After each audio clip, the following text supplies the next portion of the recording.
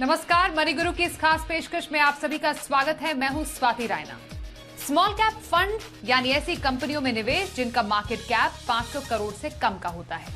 यूं तो small cap category काफी वॉलेटाइल मानी जाती है, पर इसने पिछले 3 साल में औसतन 30% तक का रिटर्न दिया है।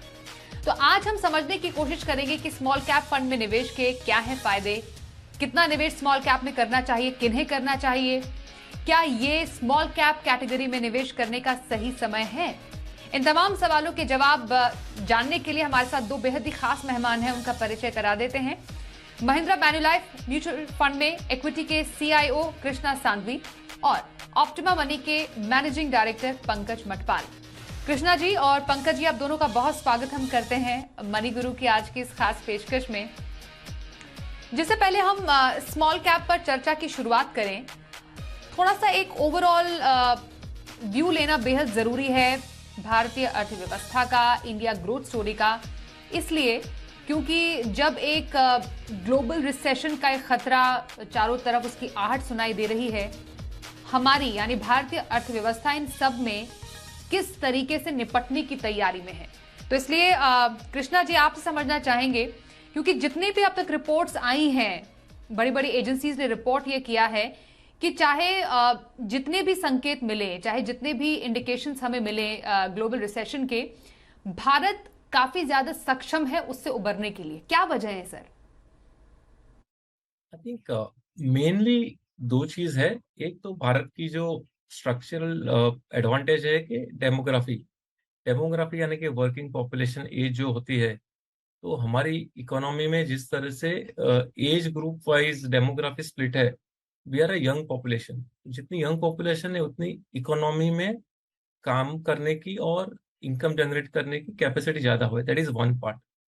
सेकंड इज पॉलिसी रिफॉर्म्स जो हर देश में होते हैं, हमारे देश में भी हो रहे हैं। और जो मैक्रो अपॉर्चुनिटी लास्ट 2-3 साल में हुई है इन terms of entire export world opportunity, where after the covid in China, after the covid, lot of countries और companies ने सोचा है कि हम एक China plus one alternate supply chain का क्रिएशन करते हैं, कि जहां से 5, 10, 15% ऑफ बिजनेस फ्रॉम चाइना हम शायद ले सके। सो दैट इज द कॉर्पोरेट और ग्लोबल कंपनीज एंड कंट्रीज की रिक्वायरमेंट। और हमारी जो पॉलिसी रिफॉर्म्स है, आई थिंक मैक्रो लेवल पे ये दो वेरिएबल्स है। और तीसरा जो भारत देश के लिए काफी इंटरेस्टिंग है कि हमने लास्ट 5-7 साल में जो भी इकोनॉमिक रिफॉर्म्स किए हैं, जो भी डिजिटल इम्प्लीमेंटेशन किया है, अब और डिजिटल इंफ्रास्ट्रक्चर जो वर्ड होता है, आज हम देखें तो आधार के बेस पे जो भी हमारा डिजिटल आइडेंटिटी बेस्ड इंफ्रास्ट्रक्चर है, जो क्रेडिट ब्यूरो में काम में आता है, हमारा जीएसटी नेटवर्क और इनकम टैक्स नेटवर्क का जो इंटरलिंकेज है, that is helping government. Government को ज्यादा रेवेन्यूज मिल रही है for the same economic growth in revenue ज्यादा है। उसका मतलब है कि टैक्स कंप्लायंस बढ़ रही है, और जो जो देश में टैक्स कंप्लायंस बढ़ती है तो टैक्स टू जीडीपी रेशियो बढ़ता है, और इवन देश लेवल पे भी फिजिकल सिचुएशन इंप्रूव होती है। सो मैक्रो लेवल पे ये 3 कंफर्ट है। ग्रोथ अपॉर्चुनिटी है हमारे देश के लिए, टैक्स कंप्लायंस बढ़ानेस भी थोड़ी इंप्रूव हो रही है, और मार्केट में जो अपॉर्चुनिटी मिली है वर्ल्ड मार्केट में to participate, that is very useful. Okay, तो भारत की अर्थव्यवस्था और उसकी अपार संभावनाएं कैसी नजर आ रही है आने वाले समय में, इसका एक ओवरव्यू हमने कृष्णा जी से लिया। अब जरा इसको आगे बढ़ाते हैं डिस्कशन को और निवेश की तरफ आते हैं। और आज हम स्पेशली स्मॉल कैप पर एक नजर डालने का प्रयास करेंगे। स्मॉल कैप कैटेगरी, जैसा मैंने शुरुआत में बोला पंकज जी, मूलतः व्यवहार जो स्मॉल कैप का होता है काफी वॉलेटाइल होता है। शॉर्ट टर्म में काफी ज्यादा उठापटक देखने को मिलती है, और पिछले कुछ समय में हमने बाजार में भी ऐसी ही वॉलेटिलिटी देखी है। वैसे कहना गलत नहीं होगा कि स्मॉल कैप ने निवेशकों को मालामाल भी किया है। हम प्रदर्शन भी दिखाएंगे दर्शकों को कि स्मॉल कैप का प्रदर्शन पिछले 3, 5 और 10 साल में कैसा रहा, और उसके बेंचमार्क के मुकाबले हमने कैसा जो स्मॉल कैप फंड का प्रदर्शन होते हुए देखा है। अगर हम बेसिक स्मॉल कैप के अपने नेचर को समझें, तो स्मॉल कैप एक नया निवेशक है, इस कैटेगरी को कैसे समझे? देखिए, स्वाति, क्या है कि जो सिंपल भाषा में कहें तो छोटी कंपनियां, जो नई कंपनीज हैं या जिनका मार्केट कैप बड़ा नहीं है, वो स्मॉल कैप है। किसी भी निवेशक के पोर्टफोलियो में large cap, mid cap, small cap, सभी तरह के मार्केट कैप वाले फंड्स की जरूरत होती है। जहां एक और लार्ज कैप फंड जो होते हैं वहां पर स्टेबिलिटी होती है, तो मिड कैप और स्मॉल कैप में ग्रोथ की संभावना ज्यादा होती है। जैसा आपने भी कहा कि स्मॉल कैप में रिटर्न्स हमने काफी अच्छे देखे, लेकिन ये भी सच है कि शॉर्ट टर्म में यहाँ पर उतार चढ़ाव की संभावना भी ज्यादा बनी रहती है। और अगर हम लंबे वक्त में देखेंगे तो हमने देखा है कि बहुत सारे स्मॉल कैप मल्टी बैगर बने, और ऐसे ऐसे स्मॉल कैप्स हैं जो कुछ साल पहले स्मॉल कैप थे, लेकिन आज वो निफ्टी 50 और निफ्टी 100 में शामिल हो गए, यानी कि वो लार्ज कैप बन गए हैं। तो इसके लिए किसी भी निवेशक को अपने पोर्टफोलियो में स्मॉल कैप को शामिल करना चाहिए, लेकिन ये ध्यान होना चाहिए कि सिलेक्शन ऑफ स्टॉक्स कैसा है। जो एक इंडस्ट्री की गाइडलाइन है उसके हिसाब से जो स्टैंडर्ड है, तो टॉप 100 कंपनीज होती हैं अपने मार्केट कैप के हिसाब से वो लार्ज कैप कहलाती हैं। जो नेक्स्ट 150 कंपनीज हैं वो मिड कैप फंड्स में शामिल होती हैं, और उसके बाद की कंपनीज जो होती हैं वो स्मॉल कैप में शामिल की जाती हैं। तो यहाँ पर जो यूनिवर्स होता है वो बड़ा हो जाता है, क्योंकि लार्ज कैप में टॉप 100 कंपनीज में सिलेक्शन होगा, मिड कैप में से नेक्स्ट 150 कंपनीज में सिलेक्शन होगा, बट स्मॉल कैप फंड में जो यूनिवर्स है वो बड़ा है। तो यहाँ पर सेक्टर कवरेज ज्यादा होती है, ज्यादा सेक्टर शामिल हो सकते हैं, न्यू एज बिजनेसेस जो है वो शामिल होते हैं, तो स्कोप यहाँ पर ज्यादा होता है ग्रोथ का, नो डाउट। लेकिन क्योंकि छोटी कंपनीज हैं तो कई बार ऐसा भी होता है कि कुछ कंपनीज मार्केट से आउट भी हो जाती हैं। तो इसके लिए सिलेक्शन ऑफ स्टॉक्स बहुत इंपॉर्टेंट है। जिस फंड मैनेजर का अच्छा ट्रैक रिकॉर्ड हो, अगर उनके साथ में यहाँ पर चला जाए, उन स्कीम्स में निवेश किया जाए जहां पर फंड मैनेजर ने अच्छा परफॉर्म किया है पास्ट में, तो वो अच्छा है। मतलब चाहे वो एमएफओ हो, लेकिन फंड मैनेजर की एक्सपर्टीज देखना बहुत ही जरूरी है। सिलेक्शन ऑफ स्टॉक कैसा है, उस फंड हाउस की कैसी स्ट्रेटेजीज हैं, उन पर ध्यान देना बहुत ही जरूरी है, ताकि लंबे वक्त में आपको नुकसान कम और फायदा ज्यादा हो सके। एब्सोल्युटली। और हमने कुछ खासियत समझी कृष्णा जी स्मॉल कैप की, पर जो किसी एक कैटेगरी की ताकत होती है वही कई बार कमजोरी भी साबित होता है। वॉलेटिलिटी हम जरूर देखते हैं नियर टर्म में, पर लॉन्ग टर्म में वही चीज अब आपको एक अच्छा रिटर्न देने में पूरी तरह सक्षम है। हमने कुछ पिछले 3-5 साल और 10 साल तक के रिटर्न भी दिखाए हैं। उसको ध्यान में रखते हुए कुछ ऐसे रिस्क स्मॉल कैप से जुड़े हुए जो पिछले कुछ टाइम से हमने देखे, या अगर हम इसको यूं रखें, कुछ फैक्टर्स जो कि स्मॉल कैप फंड या स्मॉल कैप कैटेगरी या स्मॉल कैप कंपनीज को ज्यादा इम्पैक्ट करती हैं। तो एक तो आपने जो बताया वॉलेटिलिटी, तो मैं एक चीज और ऐड करना चाहूंगा कि जो एसेट में वॉलेटिलिटी ज्यादा रहती है, वो वॉलेटिलिटी को हम एक तो नजरिए से रिस्क देख सकते हैं, लेकिन दूसरे नजरिए से देखें तो वो अपॉर्चुनिटी बन जाती है कि जहां हमें पता है कि ये एसेट क्लास में वॉलेटिलिटी है, लेकिन जहाँ पे डायरेक्शन ऊपर है वहां पे actually the volatility should be used to buy more. तो वॉलेटिलिटी एक्चुअली गिव्स अपॉर्चुनिटी। वो एक एक कमेंट वेरी अप्रोप्रिएट है फ्रॉम इन्वेस्टमेंट मार्केट एंगल के, ज्यादा वॉलेटिलिटी है तो आपको एंट्री पॉइंट भी ज्यादा मिल सकते हैं। I think coming to small cap as a broad segment, idea क्या है कि स्मॉल कैप कंपनीज के बारे में जब हम देखें तो स्मॉल कैप कंपनीज दो तरीके की होती है। एक होती है कि they are a supplier to some large cap company, और जिनका economic growth large cap company के साथ जुड़ा हुआ रहता है। यानी अगर वो लार्ज कैप कंपनी अपना प्रोडक्शन 40% बढ़ा रही है तो हर वेंडर को 40% अपना प्रोडक्शन बढ़ाना पड़ेगा। तो that is direct growth volume wise होती है। सेकंड होती है कि बहुत सी स्मॉल कैप कंपनीज होती है जो लार्ज कैप कंपनीज से रॉ मटेरियल लेती है, यानी कि steel, aluminium, plastic, polymer, PVC etcetera, और वो रॉ मटेरियल्स को एक फिनिश प्रोडक्ट में कन्वर्ट करती है, जो हम सिर्फ पाइप्स बोल सकते हैं या प्लास्टिक की चेयर या टेबल्स बोल सकते हैं एक्सेट्रा। तो that is the beauty of it. Small cap companies दोनों तरीके से इकोनॉमी के साथ लिंक है, लार्ज कैप कंपनी के साथ जुड़ी हुई है। That feature helps them. As the large companies grows, small cap companies भी साथ में इक्वली ज्यादा ग्रो होती है, क्योंकि आज तक ऐसा नहीं होता है कि अगर कोई लार्ज कैप कंपनी को अपना प्रोडक्शन बढ़ाना है तो they also have to wait कि उनकी स्मॉल कैप सप्लायर्स भी बढ़े, नहीं तो फिर वो सप्लाई चेन प्रॉब्लम आ जाती है। तो that is a growth path for a small cap companies, जो एक तो जुड़े हुए हैं। दूसरा एक एंगल ऐसा है कि जब इकोनॉमी में इंटरेस्ट रेट थोड़ा ज्यादा हो जाते हैं तो स्मॉल कैप कंपनीज तकरीबन they are more borrowers of money. और हमने देखा है हिस्टोरिकली कि स्मॉल कैप कंपनीज की interest cost to sales ratio थोड़ा ज्यादा रहती है। तो जब जब हम इंटरेस्ट कॉस्ट राइजिंग एनवायरनमेंट में जाते हैं तब उनकी कॉस्ट बढ़ती है। और जैसे भी हम फ्यूचर बेस देखें कि जब इंटरेस्ट रेट रिडक्शन की एनवायरनमेंट की संभावना बढ़ जाती है, तभी वही स्मॉल कैप कंपनीज को बेनिफिट होता है कि interest cost to sales ratio will actually start coming down in next 12-18 months, and that is the benefit of economic cycle they enjoy. And third benefit of small cap companies is going to be the entry point. And entry point अगर हम देखें तो small cap companies में last 12 महीने में हम अगर देखें तो broadly small cap index itself is down some 15% odd in last from December 20। so that honestly gives us an idea कि अगर इकोनॉमी ग्रो हो रही है, कंपनीज की प्रॉफिटेबिलिटी ग्रो हो रही है, और अगर एंट्री पॉइंट शायद पिछले साल के मुकाबले 15% नीचे है, तो आपने इकोनॉमी अर्निंग भी ग्रो की है और इफेक्टिवली वैल्यूएशन और भी सस्ता हो गया है। तो that's the other part of small cap. Okay, absolutely. और इस पूरे कैटेगरी के जो बेसिक कैरेक्टर को ध्यान में रखते हुए यूजुअली हमारे पास जितने भी निवेशकों का सवाल आता है, पंकज जी आपके साथ कई शोज में हमने उनके सवालों का जवाब भी दिया।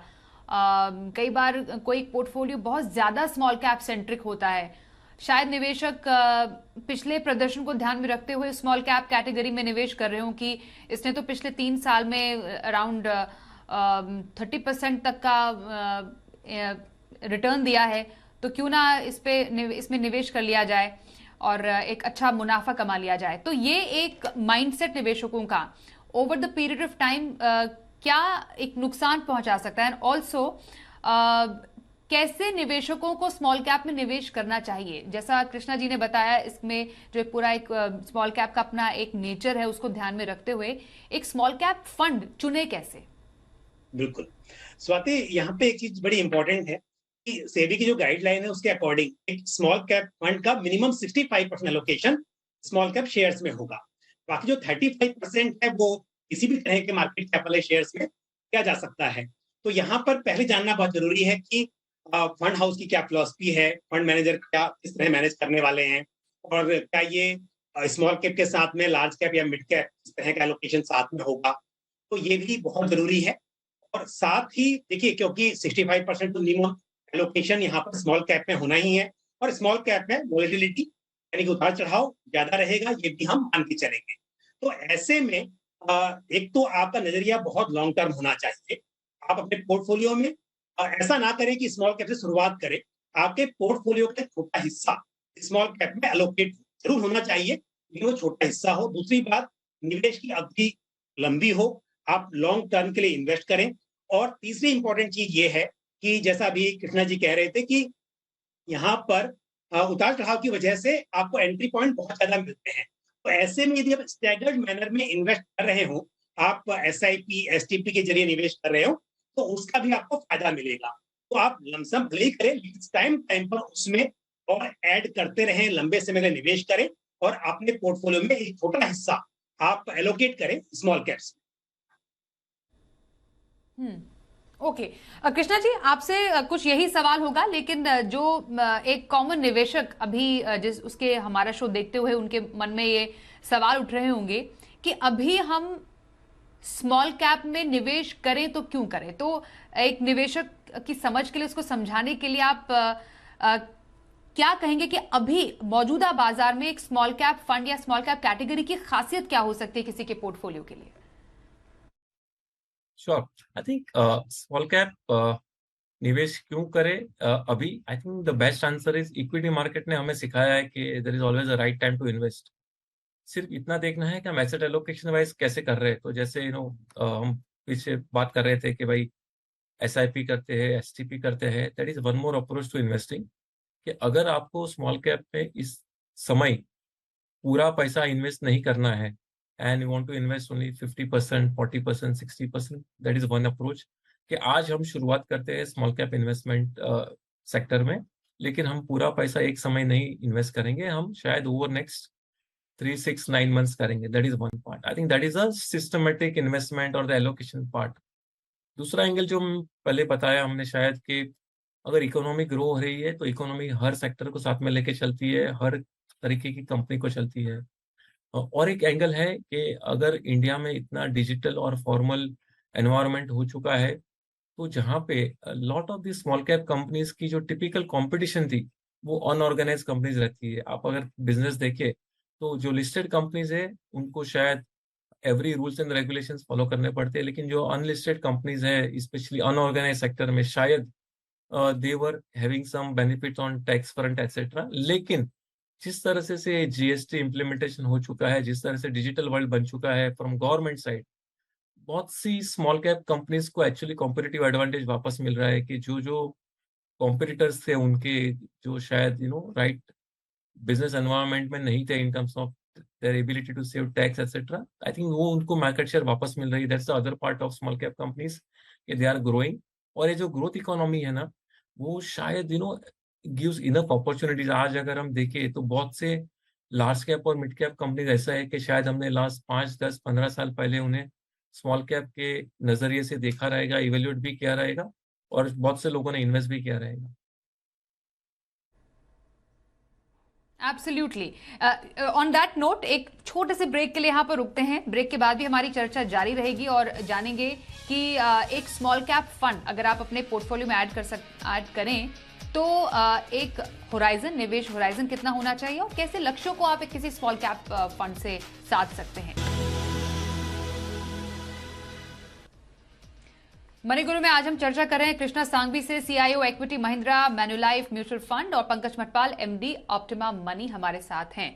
अब ये जानना और समझना जरूरी है कि यूजुअली जो स्मॉल कैप फंड होते हैं वो किन लक्ष्यों के लिए मैं एक जनरल एक आम निवेशक जो है पंकज जी, उनकी समझ के लिए आपसे जानना चाहती हूँ कि एक स्मॉल कैप फंड कोई अपने पोर्टफोलियो में शामिल करे तो उनका एक लक्ष्य क्या होना चाहिए उस फंड से जुड़ा हुआ है। जैसे हम यूजुअली कहते हैं कि अपना एक लक्ष्य एक फंड के साथ जोड़ें, कितना एक्सपोजर स्मॉल कैप में किसी को अपने पोर्टफोलियो में लेना चाहिए? स्वाति, देखिए, यदि कोई व्यक्ति अपने रिटायरमेंट के पैसे को इन्वेस्ट कर रहा हो तो ऐसे में स्मॉल कैप को यदि स्किप करे, अवॉइड करे तो बेहतर है।